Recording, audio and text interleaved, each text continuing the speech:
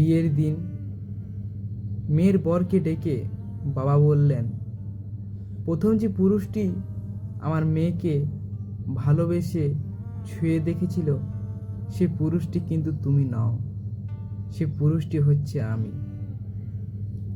যে মানুষটি তাকে ভালোবেসে গালে একটা মিষ্টি চুমু দিয়েছিল সেটাও কিন্তু তুমি নও, সেটাও আমি।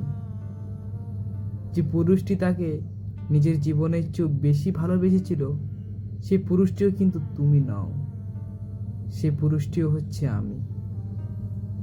যাই হোক, যে পুরুষটি ওকে সারা জীবন হাসি খুশি রাখতে পারবে সে পুরুষটি কিন্তু আমি নই, সে পুরুষটি হচ্ছে তুমি। কিন্তু যদি কোনো কারণে আমার রাজকন্যাকে ভালোবাসতে না পারো তাহলে ওকে জানিও না, আমাকে জানিও। আমি আবার আমার রাজকন্যাকে আমার কাছে নিয়ে আসব। মেয়েটির বাবা বলেছিলেন যে আমার রাজকন্যার জন্য আমার রাজত্ব সব সময় খোলা থাকবে।